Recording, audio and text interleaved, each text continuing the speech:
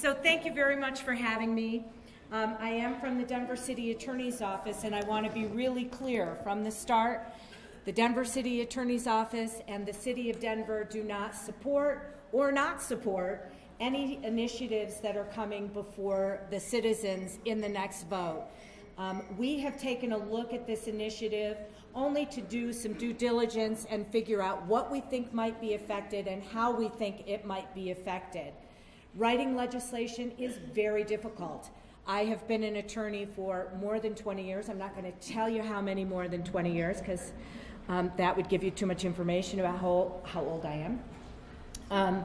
But it is very difficult to do. I've written some legislation on my own, and there have been unintended consequences to it. It has not always been a straight line. For people who have been in this community for a while, you know that also the marijuana initiative was not a straight line. There were a lot of things that we had to learn. There were a lot of consequences that we didn't anticipate, a lot of things that we had to clean up as it went through. And so my purpose is to talk about our analysis of this legislation strictly from a legal standpoint of how we think that it will roll out and the things that may be affected by it.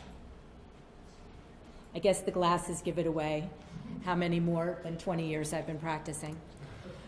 So the ballot title, and by the way, this is a very boring presentation. It is all words, which I usually don't like to do, but I really don't want to stray from the words because, frankly, the way that courts look at legislation is to look at the plain language of the legislation. The ballot title is sort of it's like what we think we're doing. It's affirmational, you know. It's this idea of what we'd like to accomplish with this legislation. This is not something that courts look at when they're trying to determine how law is applied to facts. Okay, so this is the aspirational aspect of what the ballot is looking at, and it's to adopt a measure that secures and enforces basic rights for all people within the jurisdiction of the city and county of Denver, okay? That's the aspirational portion of this. And the purpose is also aspirational. The purpose is to secure and enforce basic rights for all people, including the right to rest and shelter oneself and in a number of different ways. So after you get from the title and the purpose, then we start to get into more of the meat of what the initiative does.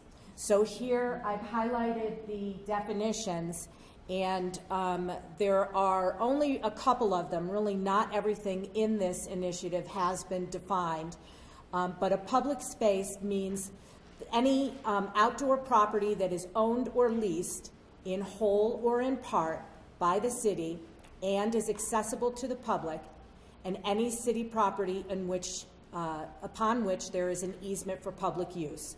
So that is the meaning of public space. Resting means sitting, standing, leaning, kneeling, squatting, sleeping, or lying down. Those are ways in which you can rest, but those are not the exclusive ways. When it says including but not limited to, rest may mean other things that are undefined there. And in a non-obstructive manner means not rendering passageways impassable or hazardous. So a public space may include any or all of these types of locations. Malls, sidewalks, streets, city buildings, rec centers, stadiums, Red Rocks, Winter Park, city parks, open space, bike paths, schools, playgrounds, alleys, parkways, the airport, National Western. And again, this is just a partial list of things that meet this description of owned or leased in whole or in part by the city of Denver and accessible to the public, or upon which there's an easement like the 16th Street Mall. So as we talk about this, there is this section in the initiative that speaks about preemption. I sort of want to caution about this discussion. Preemption is a legal concept, and it is a concept it's a concept that kind of separates those issues that are statewide issues and those issues that are citywide issues. Actually, it can be federal, state, and local issues. And the way that these preemption concepts are fleshed out in the court is by an analysis of whether you have an issue that is mainly, a federal issue that affects all of the states, or a statewide issue, or if it only affects you as a local municipality, or whether it's a mixed issue, and it involves many more of these. So the initiative itself says, we don't intend this, we intend this not to be preempted by anything, and again, this is more aspirational. That's not something that you can declare. You can't come out and say this will not be preempted by any state law, because that's not we don't have the power to do that. The courts would be the ones who would decide whether or not this is a local issue, a mixed issue, or a state issue.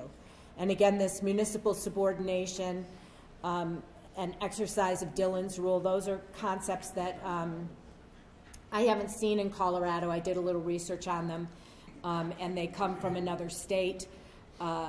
It's not something that you can just declare. So these are in the initiative, but I'm not sure that they are something that we would have the power to do as a municipality as we try and implement this law. So this is dense, and I hate to have a screen like this because it's really hard to kind of see it and kind of drill down on it, but these are the rights that we're talking about that are listed specifically in this initiative. The right to rest in a non-obstructive manner in public spaces. And if we go back to the definitions, what that means is to sit, lie, squat, all of those things that were defined by the word rest in a non-obstructive manner. That means not making it, let me go back to the words. Not making a passageway impassable or hazardous in a public space, which are those spaces owned or leased in whole or in part by the city and county of Denver. Whoops, wrong direction. So that's, I think, the top one is the one that is kind of the main right. The right to shelter oneself from the elements, again, in that non-obstructive manner in outdoor public spaces. The right to eat, share, accept, and give free food in a public space where food is not prohibited. The right to occupy one's own legally parked vehicle or occupy a legally parked motor vehicle belonging to another with the owner's permission. The right and expectation of safety and privacy in your person and belongings while occupying public spaces, and the right to have the government of Denver enforce and defend this law. Okay, so those are the rights that we're talking about. So this initiative goes a little bit farther than, it differs from the state version, it differs from the versions that I have seen from other states, in that it also has some prohibitions and obligations, creating actual criminal laws. It shall be unlawful for the city and county of Denver to enforce any ordinance that limits or prohibits or penalizes any of the rights that are listed here. It shall be unlawful for a public law enforcement officer to do that, and it shall be unlawful for any employee or agent of any government agency, corporation, business, or other entity to harass, terrorize, threaten, or intimidate any natural person exercising the rights secured by this ordinance. So this is a first of its kind that I was able to find as I was working through this initiative. And then it goes on to discuss the enforcement that a law enforcement officer or an agent of Denver detains, causes to move, or violates the protected rights in this section. It's a civil rights violation, and that any resident of the city and county of Denver can sue to enforce those rights with all the money, the cost of litigation going to their lawyer.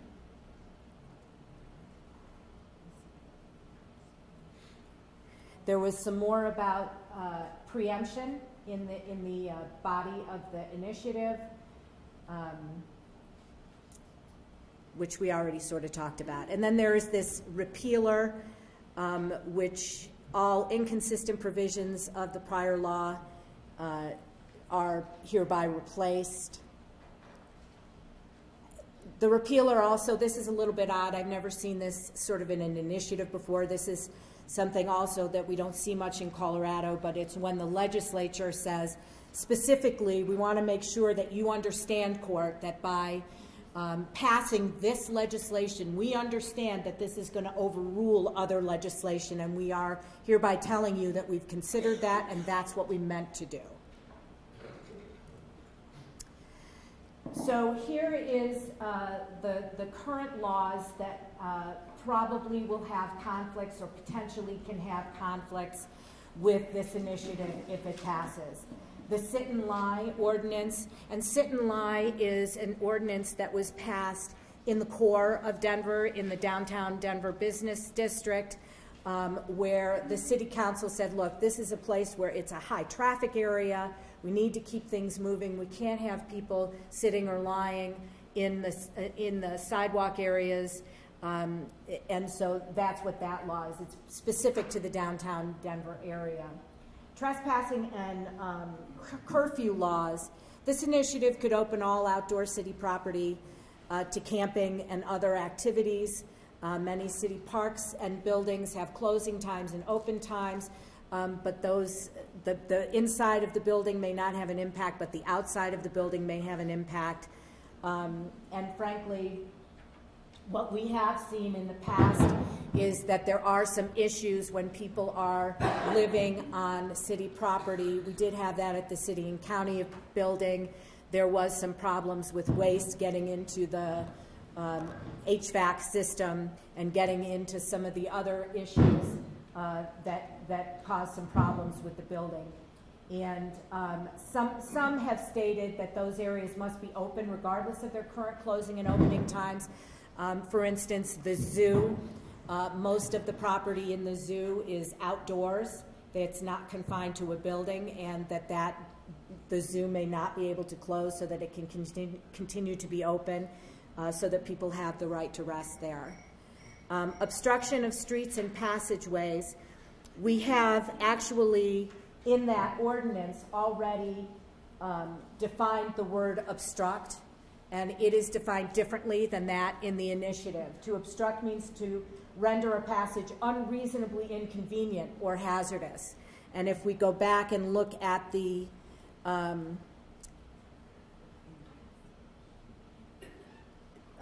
definition of non-obstructive manner, it talks about impassable or hazardous. So that differs when we're talking about something being unreasonably inconvenient as opposed to being unpassable. And so, you know, obviously that has some significant meaning in terms of what kind of conduct we're talking about, whether something is impassable, which is, you know, like for me as a lawyer who does criminal law, the difference between beyond any reasonable doubt, beyond all doubt. So there are differences in how we use those words, and that may be problematic in the future. So there may be some inconsistencies and some problems in the parking code. Right now, it is unlawful for anyone to leave their vehicle parked in the same street for more than 72 hours. And so you also cannot just have a junker on the street. If your car can't run, you can't have your car on blocks. You know, for instance, it has to be moved every 72 hours.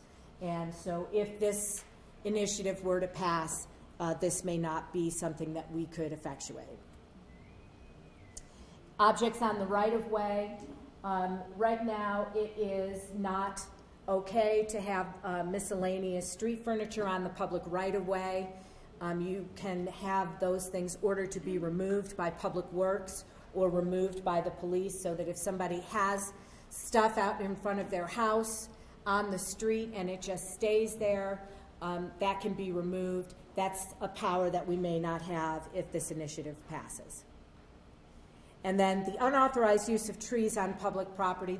There's also, I didn't put the site up there, but there's also a law that doesn't allow things, handbills and such, to be affixed to other types of poles and, you know, newspaper racks and things like that in the street. But for right now, you can't hang things in trees or on poles or on street signs, things like that. If this were to pass, you would be able to hang hammocks, hang clothes. There would be no prohibition on what could be placed on trees or poles. And then the sharing of food, as it stands now, nothing in Denver's laws prohibits passing out sack lunches, for example. There are some permitting requirements if you're going to be doing that for events that are over 25 people. But currently there are rules, DDPHE, I hate using initials, but I did it, sorry. DDPHE is public health and environment, and they currently have rules regarding safety and food when people are being fed hot food. And it's important to make sure that there is a sink and water available so that people have clean hands. It's important to keep things at temperature, whether they're supposed to be maintained at a hot or a cold temperature. Those regulations may be impacted with the passage of this initiative. So I did take a look. There is a legislative drafting manual that the Colorado legislature has put online, and the drafting document does say you really need to be careful when you're starting to work on criminal laws. It's important that you remember in criminal law, criminal defendants, people who are accused of committing a criminal offense, have all the protections of the United States and the Colorado Constitution.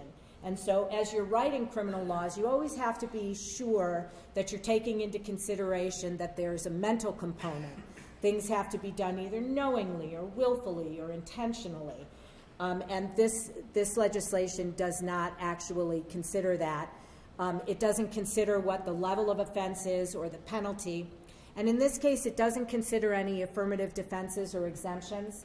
So, you know, if you take a look at the state bill, there is a right to survive state bill that has gone through the Colorado legislature for a couple of years. There are some things, there are some exemptions that they consider or affirmative defenses. If somebody is trying to render aid, if I see somebody lying down on the sidewalk and I'm trying to render aid and that person thinks that I'm harassing them, that we should consider whether that should be an exemption.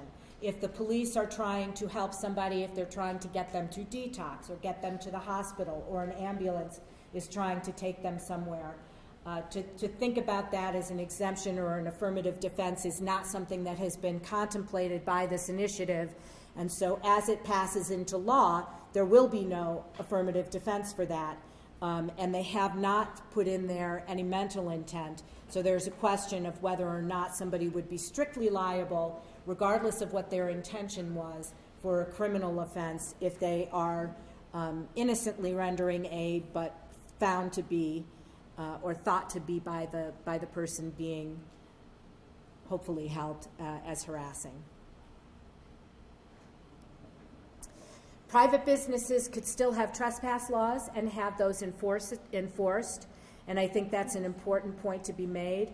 The only proviso there is that if the business is felt to be harassing, threatening, terrorizing, or intimidating people, then that could be a criminal offense. So we're going to have to work through some things to try and figure out exactly how somebody can be moved from private property in a way that does not run afoul of that language.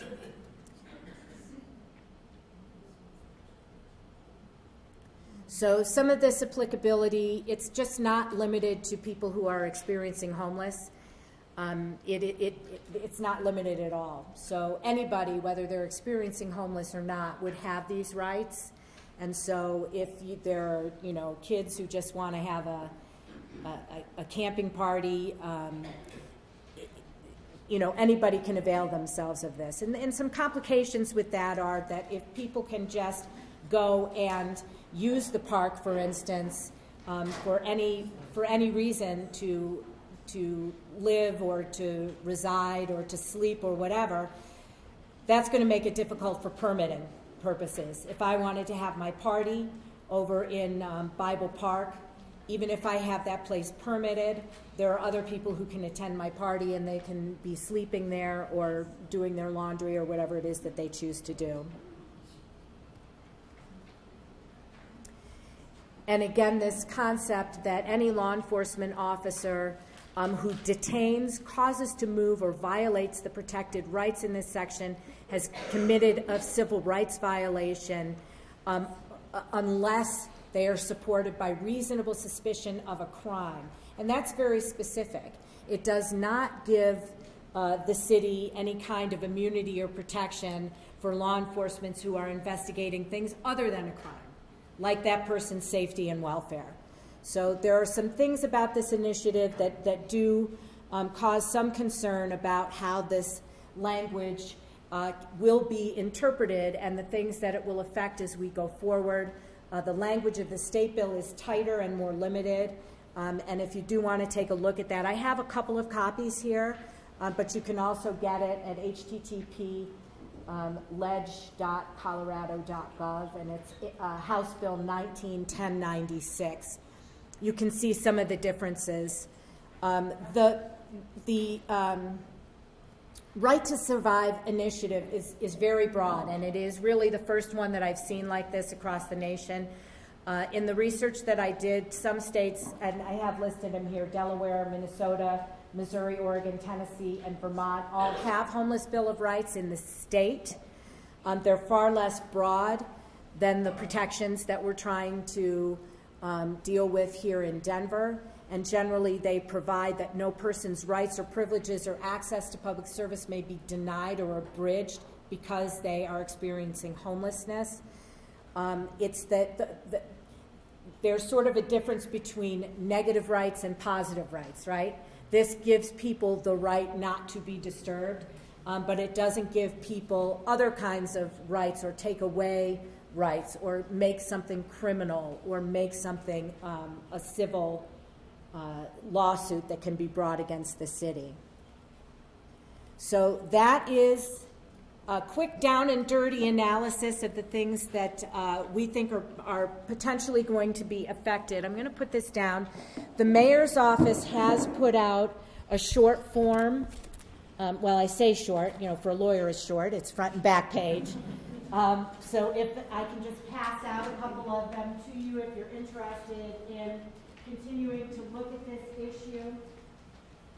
I know it's a difficult issue, it's a complicated issue. There are a lot of, thank you so much, there are a lot of things to consider as we work through this. And I am here for some questions now, but I unfortunately have an 11 o'clock appointment, so I can't stay until after. Yes, sir?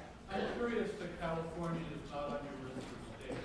You know, I looked into the California one, and I wasn't sure if it had actually passed yet. I know that they were looking at it, and I just didn't know if it had passed. Are there problems that an enforcement issue? They're just not enforcing existing law?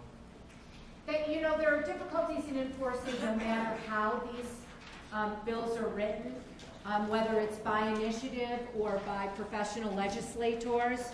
I have never seen, well, I shouldn't say never because I'm a lawyer, but I rarely see legislation that's passed by anybody where there's a nice clean line between what you thought you were going to do and what you actually do. There are always complications. There are always things that have to be kind of worked out as you work through them. So I'm not sure what's happening in California. I know that in these other states, there are good things that have happened from the Bill of Rights, and there are things that are not so good that have happened. And for most of them, both sides become a little bit disappointed in how it's being applied, and I think that's probably right. Yes, ma'am? I thought that House bill was pulled, right to West bill. It was, but it comes back every year. Oh. Yes, ma'am? I'm Bridget Walsh, and I'm with City Park Friends and Neighbors. And I think that what we're trying to address here is a huge social problem, and it's the rights of a minority, basically a poor, unhoused people of color who are sort of at the mercy of a white, well-housed, moneyed group of people. And perhaps my thought about it is if the homeless people have an opportunity to become more visible to us in public places and sleeping in our parking areas, perhaps we will then be motivated to do something about it instead of just throwing money at the homeless industry, which the auditor pointed out has spent probably now $74 billion to do something about the homeless problem, and they really have not done very much. So I think we better take that money away from a homeless industry that does not really provide homes, and we could look at solutions. So I think that this initiative has value in that it will make the problem more visible, and then we as a community might be encouraged to deal with it. I appreciate what you're saying, and I'm not for or against it. I'm not for or against it as a city representative. I'm not here to argue that it's a good thing or a bad thing. We've done a legal analysis of what we think might be affected under the current laws, and that's kind of what I'm here for, but there will be some opportunity for pros and cons. Yes, ma'am. What role does City Council or the Mayor's Office play should this pass? In other initiatives, like the Green Roof Initiative, there's been work to modify what was originally on the bill. Is that same true for this? At some point, probably. I mean, when things are undefined or underdefined, there are opportunities for the legislature to go in and try and fix those things. I don't know, I think is the big answer. For right now, you know, as you roll these things out, there's no part of this initiative that says regulations will be passed by the city council. There's no opening for that at the beginning. But if something appears to be, you know, a gap that needs to be filled by further legislation, then city council would be the place that would happen. Yes, sir. Yeah, I wonder what's the gap is in enforcement. Who's going to enforce this? And it's a lot like the Airbnb ordinance. Are we going to have like one person in Denver, and you got to call them up and say somebody's sleeping in their car? Seems like there won't be any enforcement at all. So the question, I'm sure, if you didn't hear, is about enforcement. So this would be the law, and so the law would be that you would not be enforcing some of the criminal laws that we already have on the books, or some of the other kinds of laws, regulatory laws, that we already have on the books. It would be pulling back on enforcement, not actively enforcing. The idea, I think, behind having anybody be able to bring a civil rights case is that we as a community would be the ones who would enforce. If we saw somebody who we felt was somebody from the city or somebody from the police department who we felt was overstepping their bounds, then we could bring a lawsuit on behalf of the community. And then the other person who would be enforcing it would be the person who felt that they were being harassed or terrorized, which I didn't mention, but those terms are not, they are also not defined within the initiative, so there are things that are going to have to be worked out by that. But when a person feels that they have been harassed, or that they have in some way been had a crime perpetrated against them, they would call the police, and that's how that would be initiated. Listen, we have one. We can take one more question. We need the other people. We have Elizabeth. So, correct me if I'm wrong, but it's my understanding that City Council right now could repeal the camping ban, as it's called, because it's past 6 months, all it was a majority vote to repeal that as an initiative. Is that correct? I actually don't know much about what's happening in City Council, and that really isn't part of what my presentation is for. I'm not here to politic. I'm just trying to express. Yeah, that's okay. Excuse me. It's strictly procedural, and I did hear from the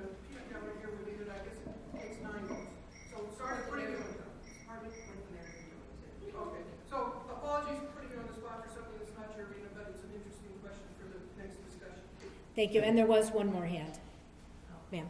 So, with regard to enforcement, if the initiative is saying that people can't make a passageway impassable, who enforces that?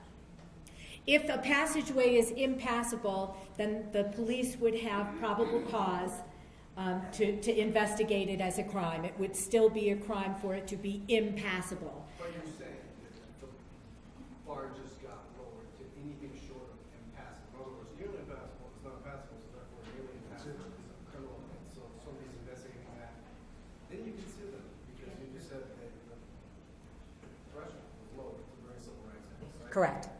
Correct. I'm going to have to stop questions here. We've got to move on, folks. I thank you very much for your attention.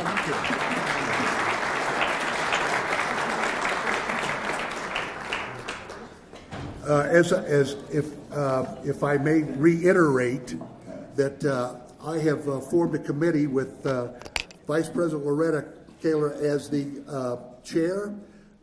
Bridget Walsh, Hank Boots, and Drew Dutcher will delve into this initiative and give INC their recommendations at next meeting. Again, please note, the subject matter may cause concern. Please use discretion and civility at all times. Now, our Initiative 300, Right to Survive, Terese Howard and Nantiya Ruan. So you don't have to look at dead space. Can you hear me? So you don't have to look at dead space. I'll go ahead and introduce myself and save a little time. I'm Professor Nantiya Ruan. I'm a professor of the practice at the University of Denver Strum College of Law. I've been studying issues of homelessness and poverty in the... It's not on? Yes, John. Speak louder and slower. Hello. I'm Nantiya Ruan. I'm a professor. I'm a law professor at the University of Denver. I've been researching and speaking about issues of homelessness and poverty for the last 5 years. But my area in practice as a lawyer is civil rights. So I do civil rights class actions. So I'm going to be speaking today after Terese Howard about the initiative and specifically about the legal implications of the initiative. So kind of as a counterpoint to the city attorney's office, I'm going to be giving my own analysis based on what I've been researching the last few years, as well as the work of my law students, which I have coerced into working on this issue with me. So I'm happy to take your questions, but I just wanted to take this time, since we're getting ready, to go ahead and introduce myself. We're almost ready. I will also say, obviously this issue is very important to me. My daughter is in the state high school mock trial competition right this moment at Jeffco. And instead of being there, I'm here because I think this issue is so important. And I'm really heartened to see all of you here engaging with this, questioning, listening. So thank you. And thank you for inviting me. Hello. Okay, hello, can you guys hear me? Yes. Yeah, my cord didn't fit. That's all right. I hope my computer doesn't die. Cool, so thank you guys so much for having this space to talk about this critical initiative. I'm so grateful that everybody is here to listen and to engage in this conversation. My name is Terese Howard. I have been an organizer with Denver Homeless Out Loud, which is a homeless advocacy group mostly made up of people who are either currently or formerly homeless. We have been around for the past 7 years, and I've been working on the streets with folks who are homeless for that whole past 7 years. So we are here tonight to talk about the Right to Survive initiative, which is called the Initiative 300. This initiative is on the ballot after months of gathering signatures. We collected almost 10,000 signatures of Denver voters to get it on the ballot and qualify for the ballot, and it is now on. It'll be on the May 7th ballot. And so I'm gonna kind of back us up in a few different ways. I'm gonna start by backing us up into the current reality of life on the streets when you're homeless. And then we'll talk a little bit also about like the current reality of why people are homeless and how that's playing out into the context of why it is so critical that we pass this Right to Survive. Let's talk about the current law. So as was mentioned a little bit by the city attorney and was named by someone in the comment period, there is a law on the books right now called the Urban Camping Ban, or Unauthorized Camping Ordinance. This law was passed in 2012 by City Council, and this law literally says it is illegal to use blankets or any form of protection from the elements other than your clothing. That is the language of the law. If you are sitting on a piece of cardboard in public space, you are breaking the law.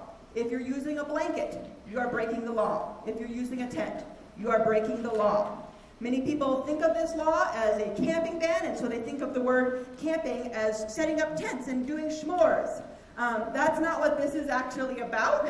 This is about using blankets and any form of protection from the elements other than your clothing. We actually have renamed the ordinance survival ban because that's a more accurate description of what this law is actually banning.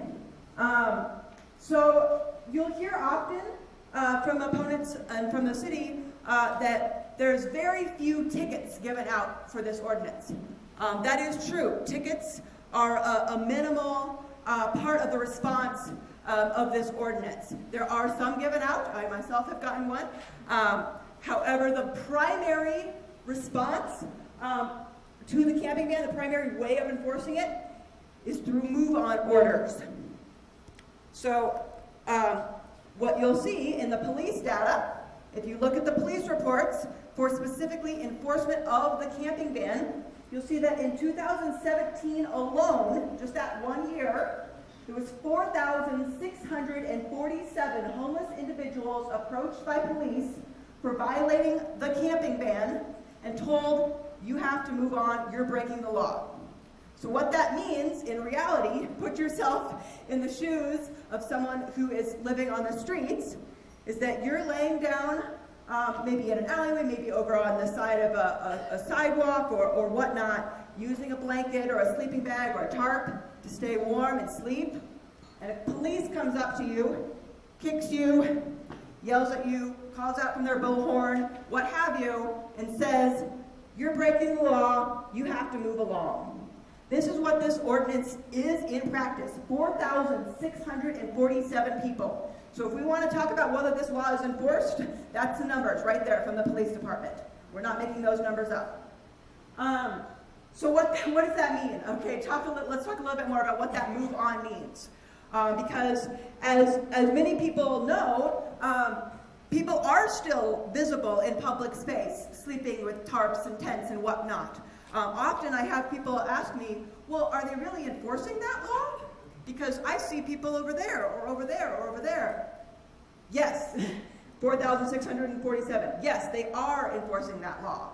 But because people who are homeless don't just disapparate when a police officer comes up to you and tells you to disappear, that means that we go into this game of homeless whack-a-mole. This is what we call the way in which police enforce this ordinance, where you go from this place to that place to this place to that place to so on and so forth. It does not mean that homelessness disappears. It does not mean that homeless people get connected to services, which was the stated intent of this ordinance. We can talk a lot more about that, about how that is not how this ordinance plays out in reality. It means that people are scattered and pushed to unsafe areas where they are less safe. I just said that twice, unsafe areas. So, for example, to that point, we did a survey. We've done a lot of surveys of hundreds of folks on the street about how some of their survival activities play out on the streets and what police enforcement looks like and why they go to shelters or don't go to shelters and so on. And 66% of the people we surveyed in one of these surveys, a survey of 500 people, said that they had moved to a more hidden or secluded area where they felt less safe because of the camping ban. These are the types of ways in which this plays out. So, a little bit more about the consequences. How does this affect people? So, you see here, 8 people died as a result of hypothermia in 2018. Can we say that's directly a cause of the camping ban? No. Can we say there's a correlation? Yes. There's a direct relationship between being able to use proper protection from the elements and getting sick and dying and suffering from hypothermia. If you've ever tried to sleep outside when it's really cold, I don't know who in here maybe goes camping sometimes and tries to sleep with just a blanket, it doesn't work so well. Having more protection from the elements and having the ability to keep that gear with you and know where it is and that you have some stability of where you can go back to makes the difference between people being able to survive on our streets and people dying. That is reality. Sweeps that are confiscating people's properties are leading in people not having their proper protection and being forced into the cold without the tents and tarps and things that they need to stay warm and dry.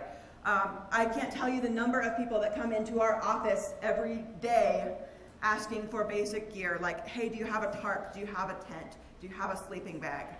People come in saying that they thought that their stuff was going to be there, and then they went to work, and then they came back, and the city had come and taken all of the property. I'll talk more about this point a little bit later with our lawsuit, which regards the seizure of property, which is an unconstitutional practice that we just have a settlement coming down in regards to here in Denver. But that's one of the rights that's named here in the bill, and that's one of the things that is affected by people's ability to have that basic right. And then, I mean, I could go on, but just to give one more kind of like real story of what this means, I have a number of friends on the streets who have been pushed out of their area where they're staying with their friends into an alleyway where they were then raped. This is the type of thing that really happens when people are disconnected from their communities where they can stay together and stay safe. So these are the types of things that are at our heart and mind from years of experience on the streets. When we say we need to protect these rights, we need to overturn the camping ban and have this right to survive, and so that these types of things do not happen. So reality of homelessness in Denver. Let's back up just briefly. I don't need to go into this too long, I know, in this crowd. But let's back up again to, okay, well, why are we in this situation to begin with? Are all of these people just choosing to be homeless? Are they all lazy? Are they all drug addicted? You know, why are we in this situation? Well, the reality is we do not have attainable housing. People who are low income, poor, or no income do not have options in the city of Denver for places to live indoors.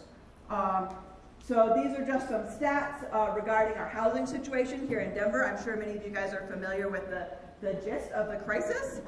You know, for example, the mayor states that there's a shortage of 26,000 low-income units for low-income people in Denver. So take that number and compare that to the number of actual low-income 0 to 30% is what we've actually referred to as real low-income units that the mayor's aiming to make is 2,000.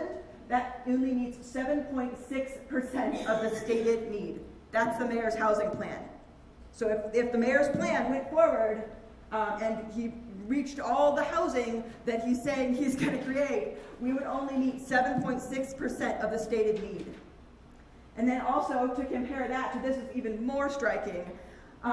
Between 2000 and 2017, we did a detailed analysis of the Office of Economic Development's report on low-income housing, or quote-unquote affordable housing, so including the whole spectrum, not just the actual low income. And the Office of Economic Development confirms this is true. Between those years, 3 years, there was only 199 units of 0 to 30% AMI housing built, and that's for a universe of 31,000 renters in that category, and plus people who are homeless who are not even counted in that number. Needless to say, I will not belabor this point, we do not have housing for all those in need, and it is not around the corner. No matter how much we aspire to say, oh, our housing plan is going to house all those in need in 5 years or whatnot, that's just not happening. And so we, as folks who are homeless and poor and struggling to survive, are saying we're not going to keep tipping our hats or bowing to these aspirational goals that are not going to happen. We're going to protect our basic rights to survive on the streets right now, because the reality is we're going to be on the streets. And I see people looking at our clocks. I'm going to move on. I'll just skip this one about rent and about work. You have to work 127 hours a week. It's craziness. You may say, well, why don't they just go to shelters? We have shelters. That's what shelters are for, right? Not too fast. Stop and think for a second before we jump into that mindset. I'm not sure how many folks up here have lived in shelters or been in shelters, but they are not the peachy keen homes that some people may think they are. I will not belabor these points, but there are endless reasons why shelters are not viable or healthy options for people to go in. They are great for some people. It's good that it's there. We're not saying that we should close down all shelters. They need to be an option for the folks who can access that space. But people who are perfectly good-willed and good-natured and healthy people often cannot go into them due to work hours, due to being a couple, having a pet, just not wanting to be crammed up with 100 other people, and so on and so forth. In addition to that, I won't belabor this point either, the numbers don't add up. We can talk details, but no matter how we talk these details of numbers of people who are homeless and numbers of sheltered spaces, and I say spaces instead of beds because it's mats on a floor, not beds. No matter how we do these numbers, at the very, very least, that would leave 459 people without any option but to stay outside. That's based on the point-in-time count, which is a known undercount, the city's estimate of 150 empty mats, known overcount. Needless to say, people have no choice in the city of Denver right now. And this is the weather. Talk about -5. Think about sleeping outside without a blanket in -5. So I'm going to say a couple things on this, and then I'm going to pass off to Nantiya to say more, and then I'll close out. So where does this initiative come from? This initiative comes from facing reality and saying, we have to survive on the streets right now, and we need to use blankets and covers, and we should not just overturn 1 or 2 problematic laws. We need to name these rights, and so that never again are any laws passed that criminalize our ability to use a blanket and survive in public space. You'll hear from the opposition, if you have not already, that this initiative does not solve homelessness. No duh. We were never trying to solve homelessness with this initiative. We work our asses off to fight for actual low-income attainable housing, services and resources, which is what folks need in the long run. But right now, as we just painted out, looking at the big picture, people are going to be on our streets tonight, tomorrow, and in the foreseeable future. And so this is a right. The Right to Survive initiative is a right. It's not a solution. And just to say a couple more things about what this initiative does. You've already heard the basic points from the city attorney, which Nantiya will kind of address a little bit more. But this initiative is an initiative to enable people to choose harm reduction choices about where they feel most safe to stay in public spaces which are accessible to the public. So with that, I'm going to actually pass over to Nantiya to say more about what the initiative does and does not do, and some about the Constitution, and then I'll close out. Thanks, Terese. Can you hear me? So Terese gave us a really good bird's eye view of what's happening, and actually on the street view of what's happening. I'm going to give you a little bit of a counterpoint to the city attorney's legal analysis of this initiative and hopefully answer some of your questions about it. So I'm going to start by talking about what this initiative says and what this initiative does not say. So this initiative does not allow people to obstruct sidewalks or passageways. So the idea that people could be in public spaces in a way that was dangerous or hazardous or obstructive, that is not allowed underneath this initiative. It does not allow access to parks or areas that are closed to the public. It does not protect people from enforcement of any existing laws that do not impede upon a person's ability to survive: littering, harassment, violent acts. So if someone's violent, they will be arrested, right? If they are harassing, they will be arrested. Doesn't matter if they're housed or unhoused, even after the passing of this initiative. It does not allow people to be on private property. So those of you who worried that they would be on private property, this initiative does not give a free pass to people to be on your private property. But what it does do is recognize already existing laws, federal and state, and it makes the city of Denver recognize these laws, which it has not yet done, frankly. There are many, many decisions out in the legal system that the city of Denver currently is not paying attention to, is ignoring. Some of that is about the camping ban. There are courts, the Ninth Circuit and other courts, who have said that when you take away a person's right to cover themselves and survive when it's cold out, that is cruel and unusual punishment under the 8th Amendment of our U.S. Constitution. The City of Denver ignores that when it has its camping ban. There are cases out there where courts have said it's unconstitutional to tell someone they can't be in their car, right? You can have regulations, just like we have in terms of 72 hours and moving and things like that, which still can be true under our initiative, right? When I say our, just so I'm really clear, I'm not a lawyer for Denver Homeless Out Loud. I'm actually not a lawyer for anyone in this instance. I'm a professor, and so what I'm saying comes from that perspective. And by the way, the University of Denver hasn't said, Professor Ruan, you can speak for us as well. So I'm speaking from my research and from my experience, just so I put all of that out there, okay? Also having to do with food sharing, really important. This happened in Florida over and over again, right? Where we want to give food to people who are hungry. But there are ordinances out there that says you can't. Some of it comes from a very good place of, we want to make sure it's safe. But then it's overbroad, and it stifles people to be able to get any food. And that has been shown to be unlawful in many jurisdictions. Taking people's property, as Terese has mentioned, in terms of blankets and tents and things like that, that they need to survive, taking it and making it hard to get back. That is a Fourth Amendment search and seizure issue. Now, you might be saying, well, then can the police not? If they have probable cause to think that a crime is happening or someone's being harassed or there's some sort of unlawful activity, does that stop the police from being able to address that issue?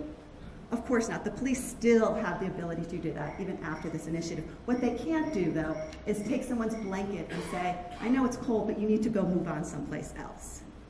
That is a violation if there's not probable cause for a reason that there is not a compelling government interest to be able to do that. And that's a legal analysis that I'm having my students look into right now and happy to answer questions about as well.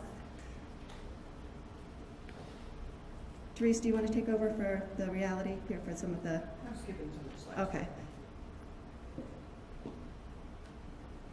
I'll just briefly, before we take questions, talk a little bit about the criminalization that's happening right now. So my research area in the last 5 years has been about how Denver, Boulder, Fort Collins, all the way down to Colorado Springs and Pueblo criminalize poverty.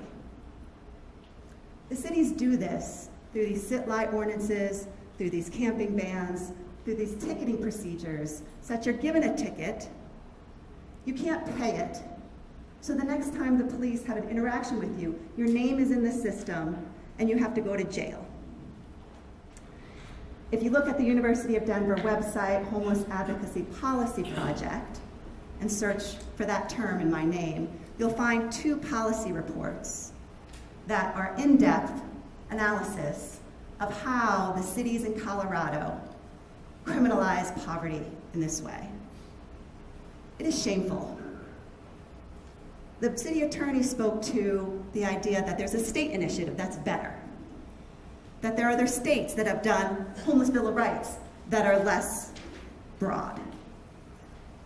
The fact of the matter is that with regard to our Colorado state initiative, it has failed for the last 5 years, 4 years. I've testified in the last 3, every time, and it fails. It doesn't get out of committee because it gets voted down by party lines. So we had to have the citizens speak, which is what they did when 10,000 people signed to have this put on the ballot in order to get past that stumbling block. In terms of the homeless bill of rights of other states, in my view, those are actually more broad than what we're talking about and had to get worked out through their legal system of what it means. And I agree with the city attorney's office that it is legislature. It's a sausage-making, ugly process, but that's what we have to do, right? We already have the right as citizens, all of us, housed and unhoused, to bring lawsuits if we think our civil rights are being violated. This initiative doesn't change it. Well, what it does say is you can't take my stuff, you can't move me along, you can't say I can't have food just because I'm homeless. It's a status discrimination initiative, not a criminal one. Terese, do you want to end?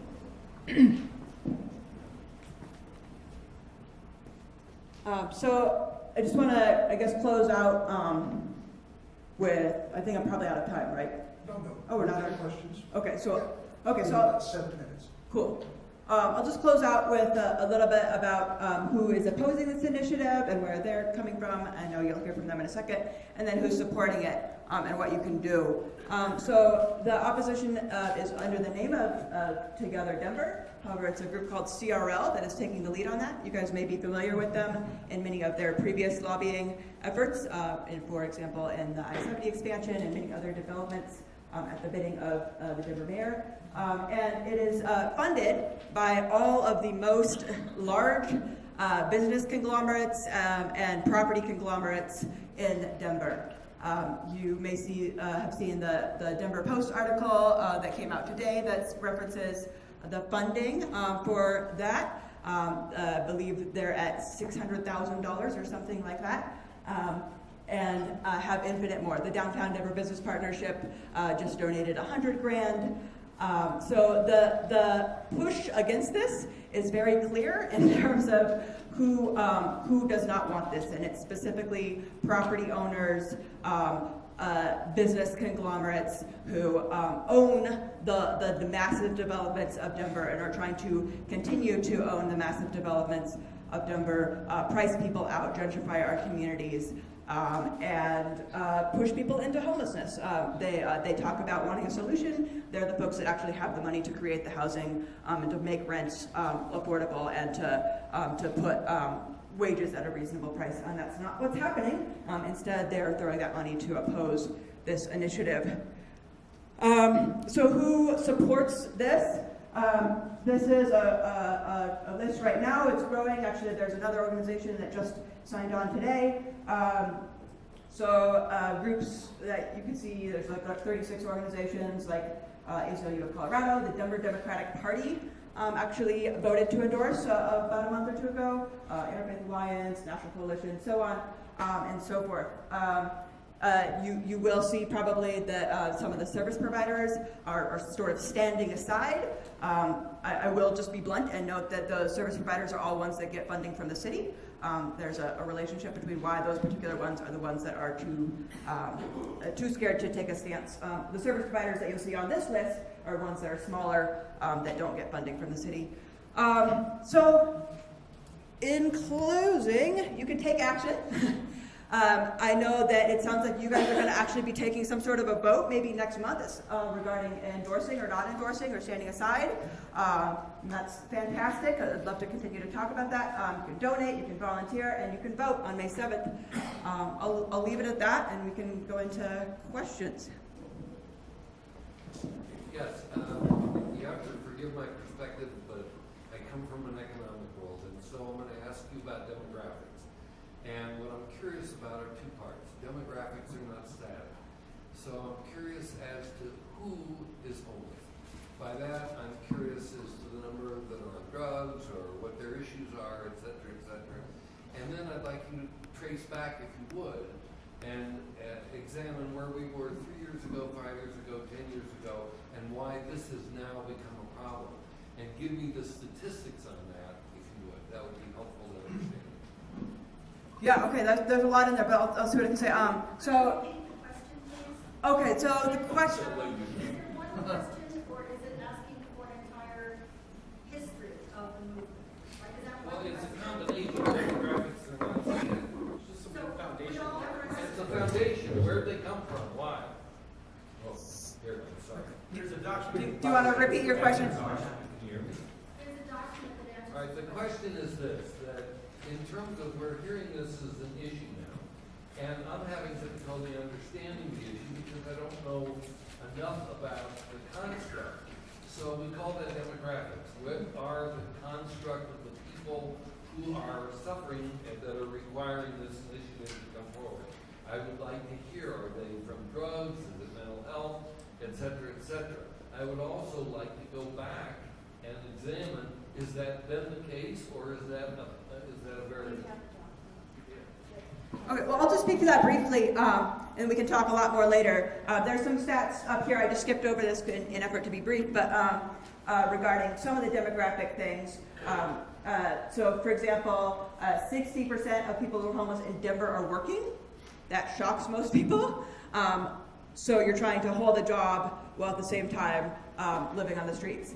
25% or so live outside, as opposed to the shelters or transitional housing or whatnot. And then there's some other stats regarding percent that are women and youth. And the racial breakdown is very disproportionate. So when you actually look at the racial breakdown on percent of folks who are black or Latino or indigenous in Denver who are housed versus unhoused, it is extremely disproportionate. There's far, far, far more folks who are homeless, who are people of color, obviously tied to massive history of racism in our city. I'll just say one more thing before going to that person. The mass homelessness in this society has not always existed. As many of you guys probably know, you've been around longer than me. There was a period in this society where we did not have mass homelessness. There's a couple of main episodes, one during the Great Depression and one starting in the early 80s. Most people will point to the rise of homelessness in the early 80s to the close down of the mental health institutions. That is only one very small factor. It is one factor, but it is one minor factor. The more prevalent factor is that at the same time in the early 80s, the federal government decided to not fund low-income housing. So they slashed the budget for low-income housing 77%, leaving us at $0 going towards new public housing. So I'm going to wrap that up. Point being, people are not homeless because of being drug addicted. It's because of housing. And just for both of you, if you have like stats on post-military, That's military people who are in the military, how many are homeless? Use the microphone. She's asking about the stat of people who are. How many military homeless in Denver? Yeah, I don't actually remember that stat. You can look up all of these on the point-in-time count. If you look up point-in-time Denver, I know that it's large. There is a lot of researchers going towards vets, but there's still hundreds and thousands who are homeless in Denver. We're going to take one more question, and then we got to move on, folks. This gentleman has been waiting for quite a while. Ernie? Yeah, Ernie Dietrich Highland. I just wanted to ask, setting 300 aside, what do you want to have? What do you want to have happen? What is the real solution in a sense? If this is kind of a, an along the way kind of solution, what are you really proposing? Beyond this measure. So we are proposing this work. We're proposing rights, housing, and dignity. Period. And so the state and the city should provide. Yes, we absolutely need housing. That is what needs to happen. We need to dedicate billions of dollars in land in this city towards housing. But that is not happening right now, and is not about to happen in the next year or maybe even 10, who knows, until we get our act together. And so we are also proposing that people have rights. These are human rights. Everybody should have them regardless. And it's these same laws, or these same types of ways of targeting unwanted populations to push them out of public space that this is about. So in the history, we've seen laws, Jim Crow laws, ugly laws, wetback laws, anti-Oakley laws, all meant to target certain unwanted populations and push them out of sight and out of mind. And this initiative says no more of that whatsoever, whether it's against homeless people or people of color or disabilities, anything. We have rights. Thank you. Thank you. I want to thank you very much.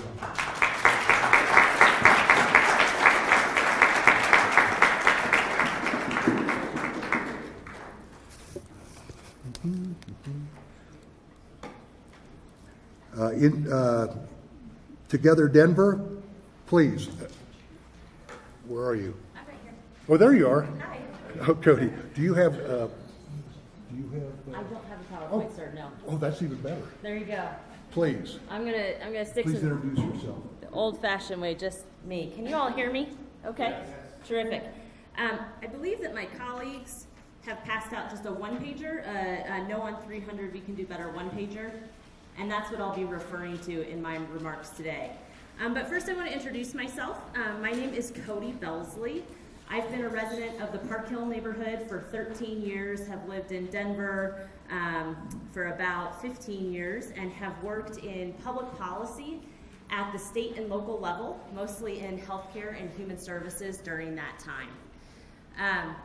I first want to just say thank you so much for hosting today's forum, for hosting the city attorney and the proponents. I think it's terrific that so many of you are giving up your Saturday morning to come here and to learn about these important issues that are in front of voters this spring. People are lamenting that democracy is dying, but it is alive and well here at INC. So thank you very much for taking the time and being here this morning. I think it's terrific. I also want to say thanks to the proponents for their passion about homelessness. I think Denver is experiencing some very real challenges. I agree with them that people who are experiencing homelessness have a right to be in Denver. I really appreciate their passion, but I want to be really clear that Initiative 300 is not a referendum on homelessness, and it is not a referendum on the camping ban or city leadership on this issue. Initiative 300 is a very specific policy proposal which, if adopted, will dramatically change the way that public spaces in our city are used. So while our proponents are passionate, they shared some really compelling statistics and stories about the experiences of people who are living on the streets. I don't want to diminish that. I don't want to take anything away from that. The Together Denver Coalition, which is the campaign committee to oppose Initiative 300, believes that people experiencing homelessness have a right to live in Denver.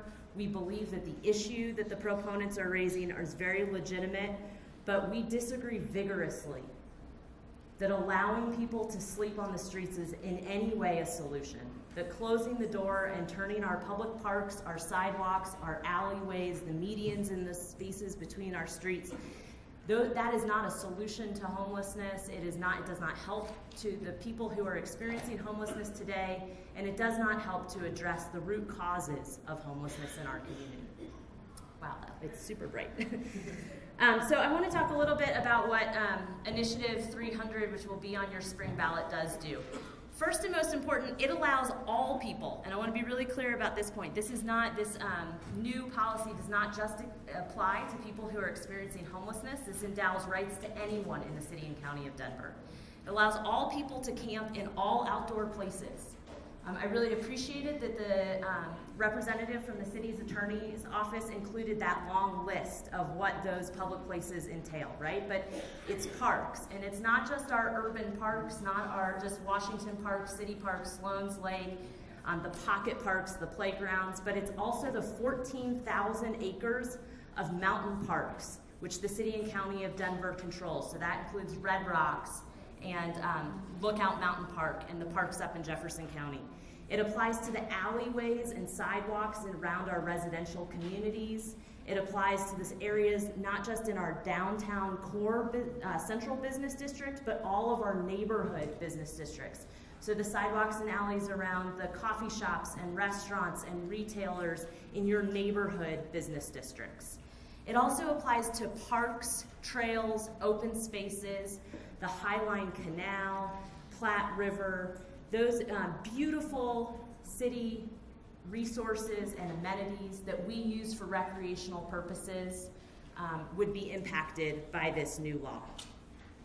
The other thing that I think is really important to understand is that it doesn't just overturn the camping ban.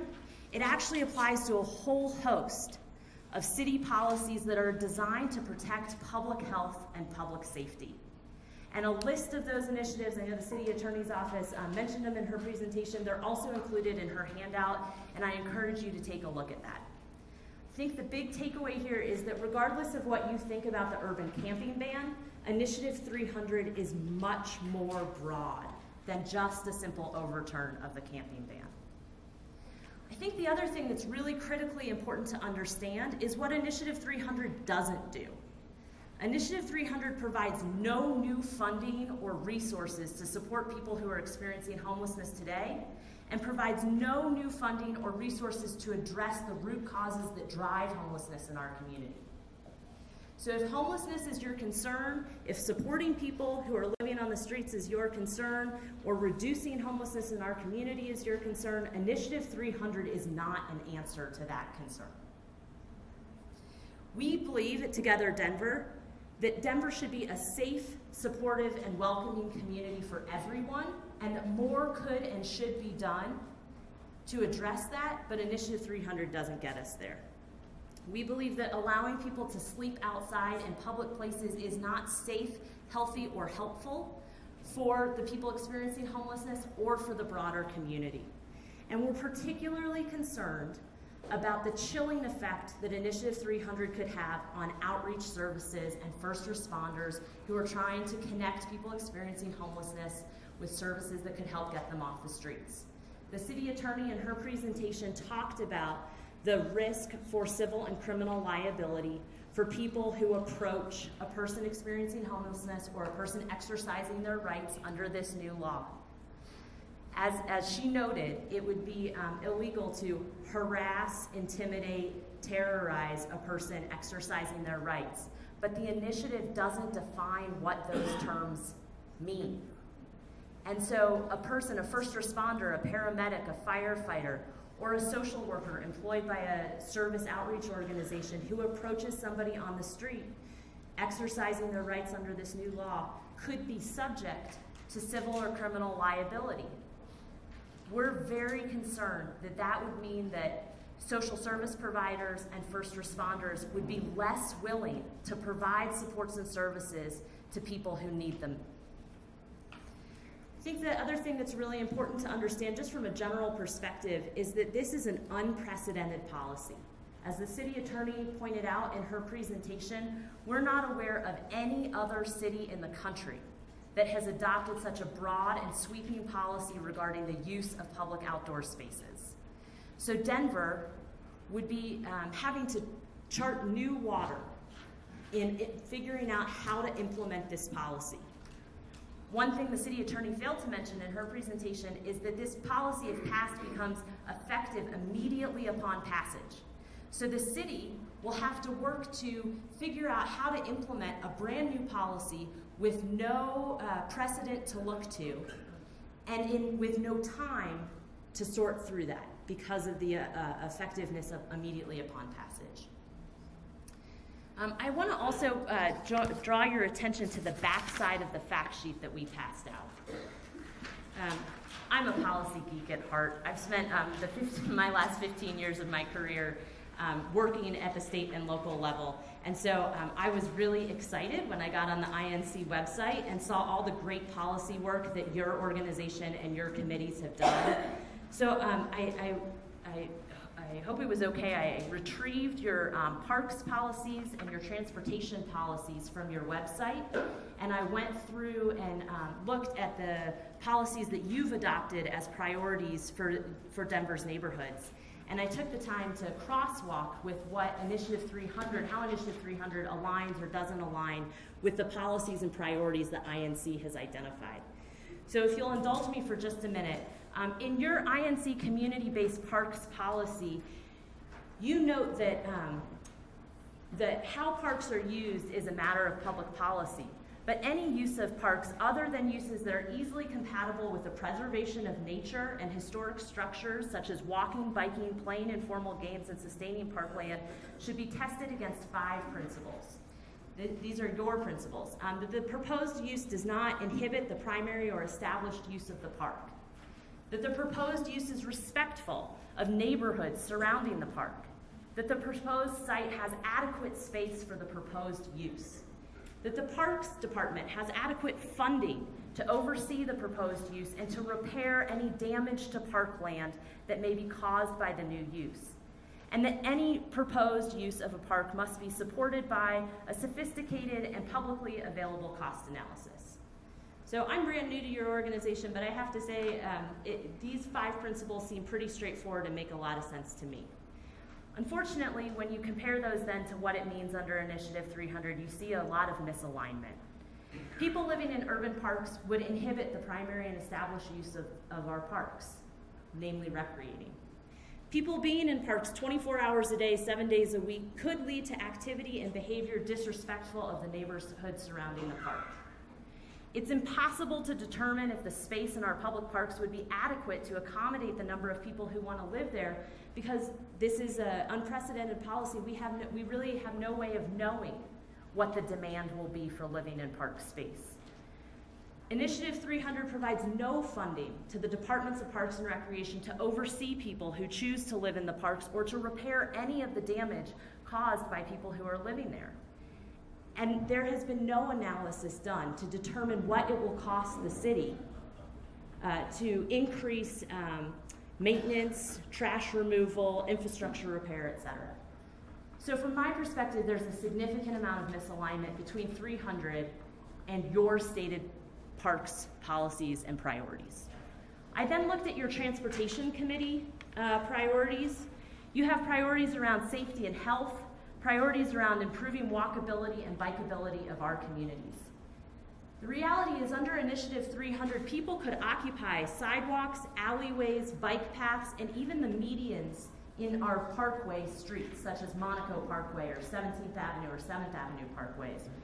People occupying these places could put themselves and the travelers who are using that basic infrastructure at risk for injury or even death, which is in direct conflict with your health and safety priorities. And certainly having people occupy sidewalks and bike paths does not help to promote walkability or bikeability in our communities. I just want to come back to where I started, which is to say, I know that this is an issue that evokes a lot of passion. I know Denver has a lot of challenges when it comes to making sure our community is safe and supportive for everyone who wants to be here. I think these are reasonable issues that need to be addressed in a reasonable way, and Initiative 300 is not that answer. It's not that solution. I also want to urge you, as INC, to really step up and consider taking an active position on this important question. We know from our outreach that many people aren't aware that Initiative 300 is on the ballot this spring. We're doing our best, along with the proponents, to get out to as many of the RNO groups as possible, trying to educate voters, but I think that INC has a unique platform and an opportunity to really help to bring attention to this issue, and we would encourage you to do so. So with that, maybe I'll wrap up and take some questions. I'd like to point out that... Excuse me, this man has it. Okay, I have it. You do not represent Park Hill. No, ma'am, I didn't claim to represent Park Hill. I simply pointed out the fact that I'm a resident of Park Hill and have been for 13 years. I in no way mean to represent any organization. Show some respect for their Excuse me. Excuse me. Sir? Mayor Hancock is well aware of the problem of high cost of housing in Denver, and he said he's trying to do something about it. Why hasn't Mayor Hancock been able to do more to create affordable housing? Sir, I appreciate your question. I think it's a good question. I would encourage you to direct it to the mayor's office. I work for Together Denver, which is the campaign committee created specifically to represent the no on 300 side, but I think that's a great question for the mayor and his office, sir.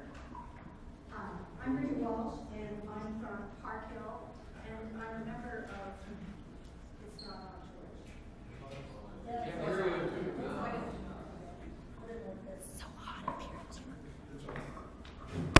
Thank you very much. So I'm from Park Hill. I'm a member of City Park Friends and Neighbors and also Greater Park Hill. And I just wanted to be clear that you do not represent any organization from Park Hill.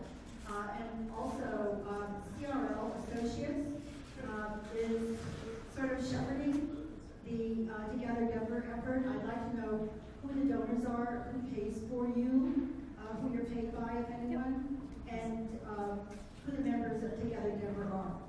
Sure. Thank you. So as I stated at the beginning and stated again, but I'll do it third time's a charm, I'm a resident of Park Hill. I have not represented myself to be here on behalf of any Park Hill organization, and I'm not trying to. That's fine. I'm also not an employee of CRL. I actually am a sole proprietor. I run a small business that does public policy analysis and advocacy work. I am the policy director for the campaign, so I have a contract with Together Denver to serve in that function. Together Denver is a coalition of organizations that is being funded by a whole host of groups. I think our lowest dollar donor is $2, and I'm sure our highest dollar donor. Excuse me, ma'am, may I please have a chance to finish answering your question before you yell at me again? I'm not yelling at you, dear. Yes, you are. You are. Finish, please.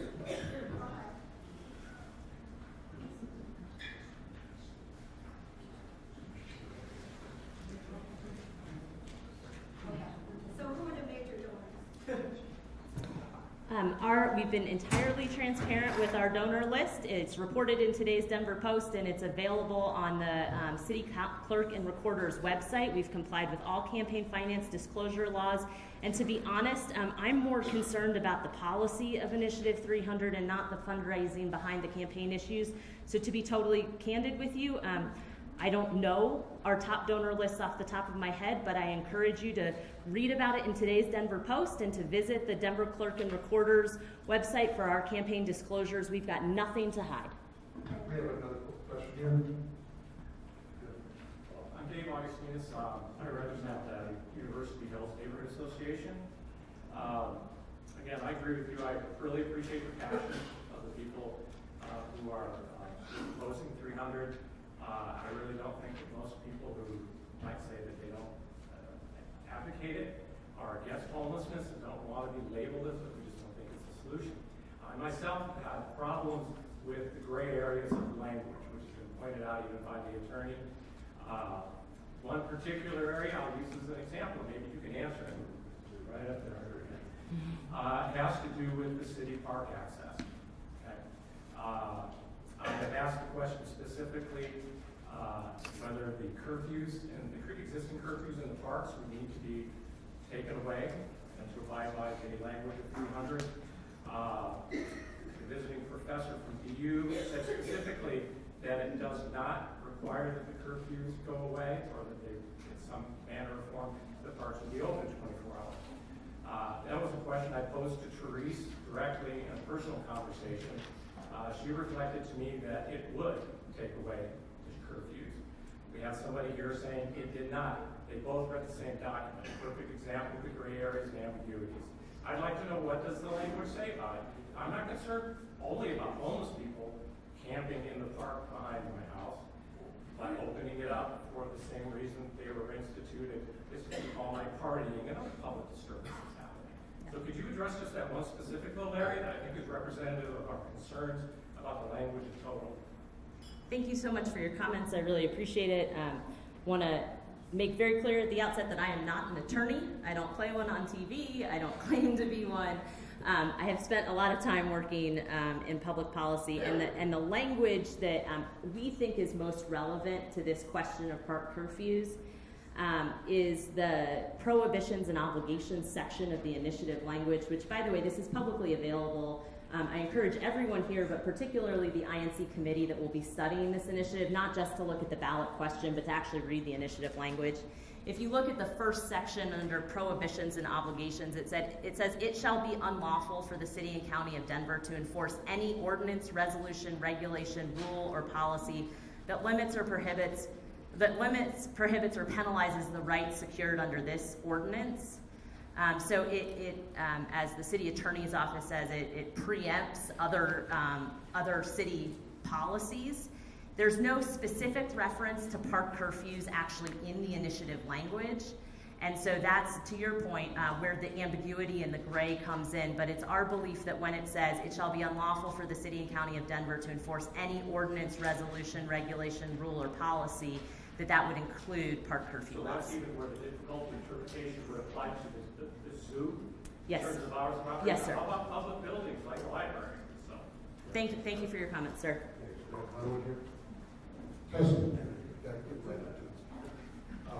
My name is Steve Nissen. I'm with the Alamo Casino Neighbors. I would encourage everybody to give this considerable consideration before May 7th. If you remember back, Mayor Hickenlooper promised a 10-year plan to end homelessness. That was a real challenge. It didn't happen. Then in 2016, we had a national election, and the current occupant of the White House moved into the White House, and shortly after, our current mayor hung a huge banner on the City Hall welcoming, or at least saying that we are a sanctuary city. And that's fine. But we need to look at the overall picture of what's happening here and what is happening to us now. My chief concern is, what are we doing for prevention? This is a Band-Aid on the cure side, but we need to be spending tax money and hiring lawyers to determine how we can correct this problem from the beginning and not after it has reached a crisis such as we have now. Thank you very much. I appreciate that. I think one thing I'll just add to this comment is, as you all well know, Denver is an all-mail ballot election. So while Election Day is on May 7th, we actually expect the city will start mailing ballots on April 15th, which means we have less than 40 days between now and when ballots hit. So as you go back to your communities, to your neighborhood organizations, we hope that you'll help us to bring attention to this important issue and help to create avenues of conversation and opportunity for discussion. We have one question here. Thank you. I'm Dr. Lance Sir. I live in University Hill, so I'm not representing anybody. But I think I've got an important perspective that's not been brought up, and it's mental illness. I'm a clinician who's been in private practice dealing with mental illness for 35 years. And so I did some homework before I came, and one of the things that I discovered, this is from the mental illness policy. 25% of people who are homeless have severe mental illness, and 45% of people who are homeless have some degree of mental illness. Now clearly it's a chicken or egg issue, because homelessness, if you lose your home, can be very depressing and creates anxiety, issues of loss.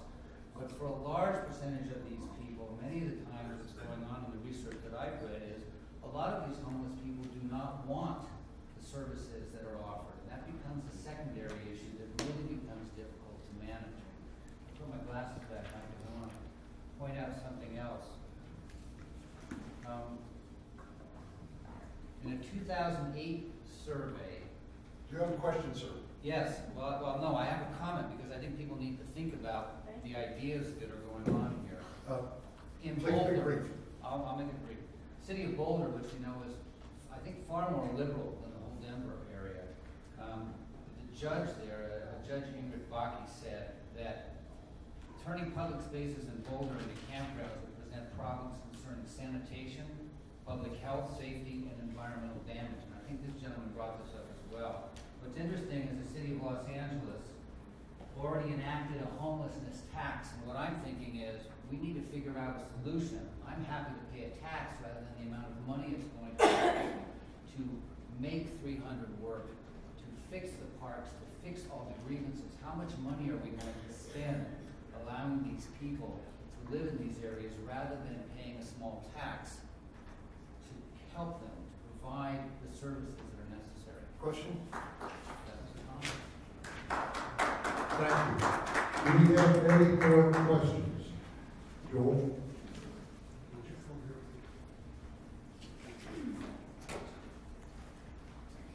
Thank you.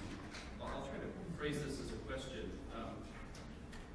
I know that the homeless service providers have kind of stayed out of this. They're not a part of the proponents, not a part of the opponents. But I want to check my understanding, because earlier the proponents were saying that they decided to sit it out, and a letter that came out on Wednesday from the homeless service providers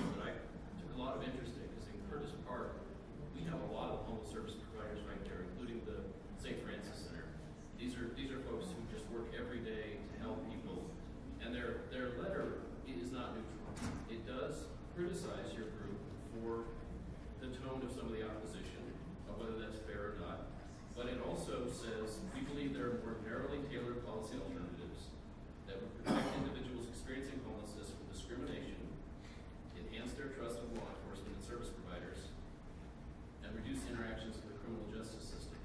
It's pretty clear in this letter they don't support 300. Is that your understanding? Yeah, so thank you very much for bringing it up. I appreciate it.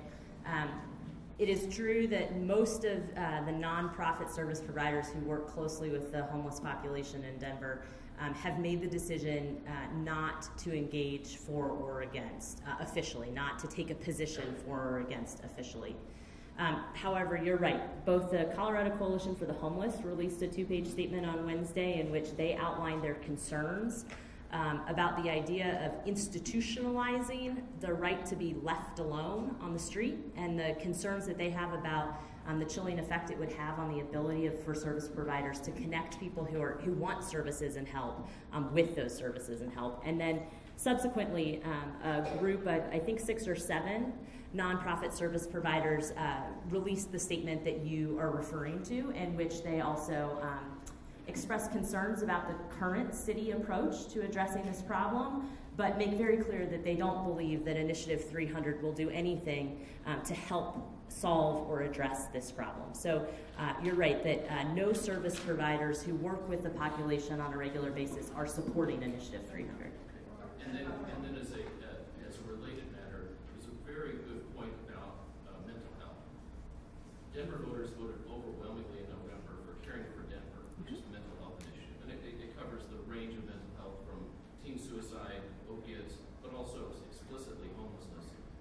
Is it your understanding that, I mean, that money's just beginning to come in now. It's not going to be able to be expended for a little while. Is it your organization's understanding that that money that we just voted on can be used to address some of the mental health related roots of homelessness? Yes, sir. So both in addition to Caring for Denver, there were actually 2 measures on the Denver ballot that directly, or the November ballot, that directly would interact with this initiative. Both the Caring for Denver initiative, which was passed, which includes specific funding for mental health services and supportive housing for people who have experienced homelessness with mental health or substance abuse issues. That money is just being collected now. The city's just organizing the process to distribute those funds. So that's just getting started and underway and hasn't really had a chance to have any impact yet. The other initiative that was approved in November was new funding for parks.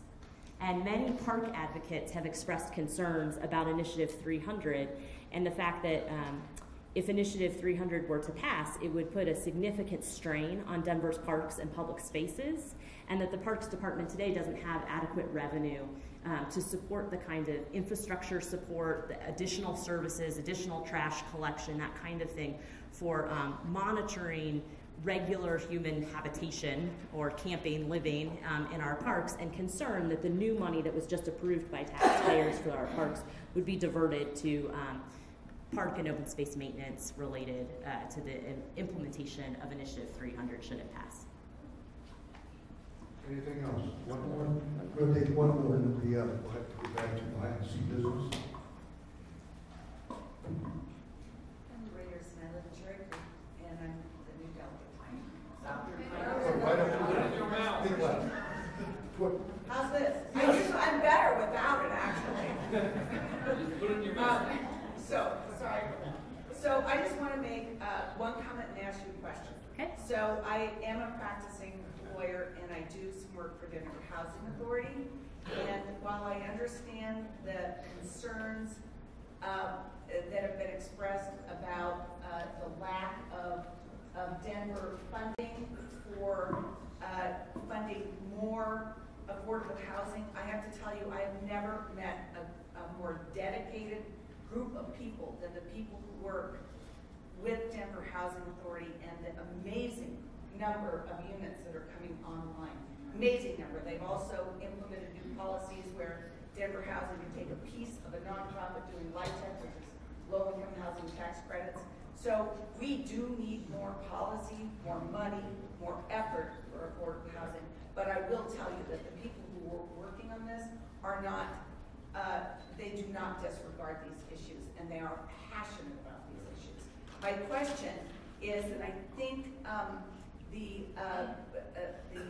Homeless Out Loud woman was going to talk about the settlement, and I've read that settlement that came down last week in the class action lawsuit, And there's a lot in there about mitigating the issues of the camping ban, but she didn't get to that. Is there a way that you could summarize what you understand that to be? So I'll just say, again, Together Denver is not affiliated with the city. We're an independent campaign organization. So I've read in the newspaper what everybody else has read in the newspaper about the settlement. It's my understanding that the city has committed to providing advance notice of any future sweeps of encampments. They've also committed to providing additional bathroom access and shower access in the downtown area. They've also committed to looking into new and different forms of shelters and exploring some options related to that, and as well as additional storage, I believe. But I must say that, and just be really clear about this, Together Denver is the campaign committee to oppose Initiative 300. So I think specific questions about the city's policy and their legal settlements, et cetera, would be best directed to the city. I would encourage that this INC special committee looking into 300 should consider that, though, and should contact the city about it. You can get the settlement online. Terrific. So I just want to say thank you all so much again for taking the time to do this. I really appreciate it. If anybody would like to, there's a No on 300 yard sign that you can grab on your way out. And I'll stick around for a few minutes for questions if anyone would like to talk further. Thank you very much.